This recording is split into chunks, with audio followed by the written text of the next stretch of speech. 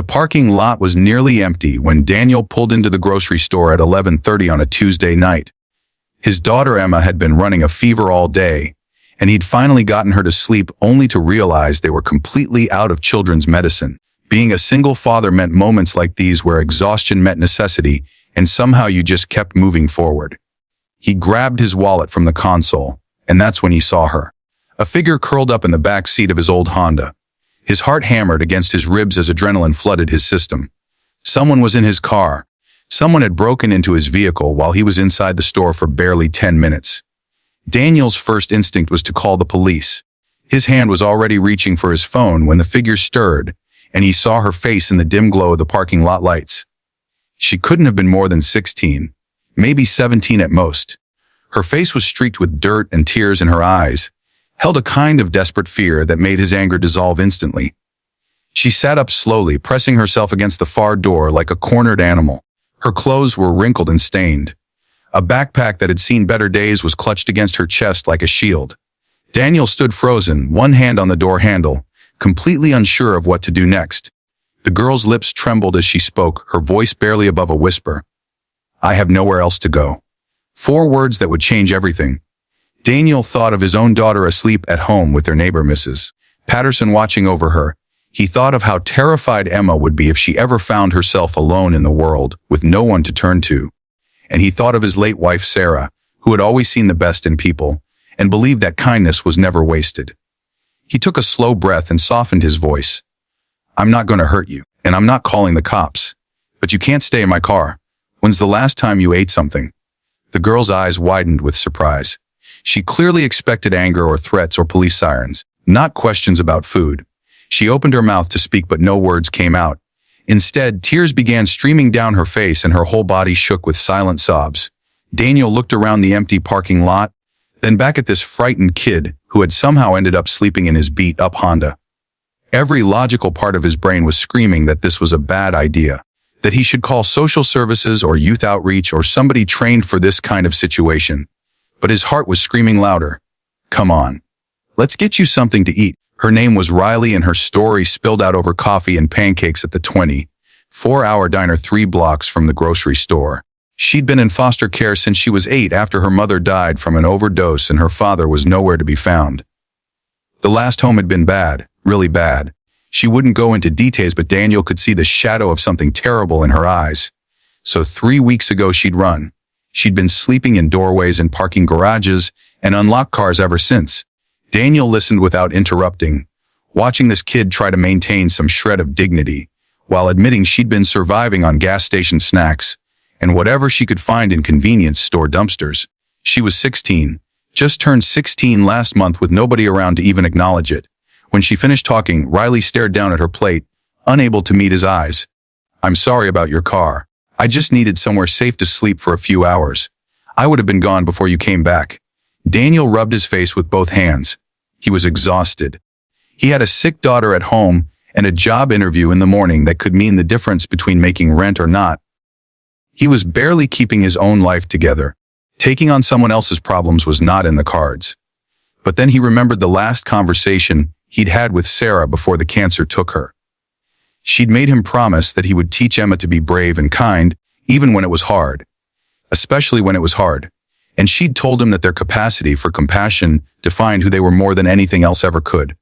"Do you have anywhere you can go? Anyone you can call?" Riley shook her head, a fresh wave of tears threatening to break free. "The system doesn't want runaways. They just send you back or put you somewhere worse. I can't go back." Daniel made a decision that probably wasn't smart, definitely wasn't safe, and absolutely wasn't something he'd planned. "Listen, I have a daughter. She's 6. It's just the 2 of us. Our apartment is small and we don't have much, but we have a couch. You can stay tonight. Tomorrow we'll figure out next steps together. Real next steps, not just sending you back into a situation that isn't safe. Deal." Riley's face transformed. For the first time since he'd found her, something like hope flickered in her expression. "You don't even know me. Why would you help me?" Daniel thought about that for a moment. "Because someone should have been there to help you a long time ago. And because I think my wife would be pretty disappointed in me if I didn't." That first night turned into a week. The week turned into a month.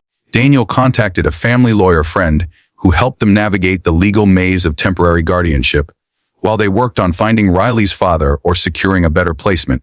Riley was terrified of going back into the system, but she was even more terrified of being alone again. Emma took to Riley immediately, thrilled to have what she called a big sister. Riley would help with homework and play endless games of make, believe, and braid Emma's hair in ways Daniel had never mastered. In return, Emma gave Riley something she hadn't had in years, a reason to believe that families could be safe and loving and permanent. But the real transformation happened slowly, in quiet moments. Riley opening up about her dreams of finishing high school and maybe going to college. Daniel teaching her how to cook his famous spaghetti that Emma loved.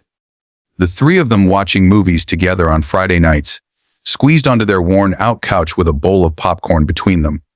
Riley gradually learning that she could trust again, that not every adult would let her down, that she was worth caring about. The legal process was complicated and exhausting. There were court dates and social worker visits and endless paperwork. Riley's caseworker was skeptical at first. Single fathers taking in teenage runaways wasn't exactly standard procedure. But as the weeks passed and she saw how Riley was thriving, saw the genuine care between all three of them, she became their biggest advocate. 4 months after Daniel found Riley sleeping in his car, they stood in a courthouse as a judge granted him temporary guardianship. 6 months after that, when they still hadn't located Riley's father and she was thriving in their home, they began the process for permanent guardianship. Riley finished her junior year with straight A's. She got a part-time job at a local bookstore. She started seeing a therapist who helped her work through the trauma she'd experienced. She learned what it felt like to have a curfew, not because someone was trying to control her, but because someone cared about her safety. She learned what it felt like to have someone show up at her school events and ask about her day and notice when something was bothering her. And Daniel learned that his capacity for love and family was bigger than he'd ever imagined. That opening his heart to someone who needed help didn't deplete him, but actually made him stronger. That Emma was learning the most important lesson he could ever teach her just by watching him choose compassion over convenience. On Riley's 17th birthday, they had a real celebration. Cake and presents and Mrs. Patterson from next door.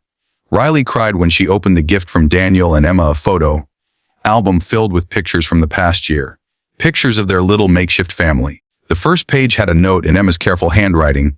"You're not lost anymore. You're home." That night after Emma was asleep, Riley and Daniel sat on the apartment balcony, looking out at the city lights.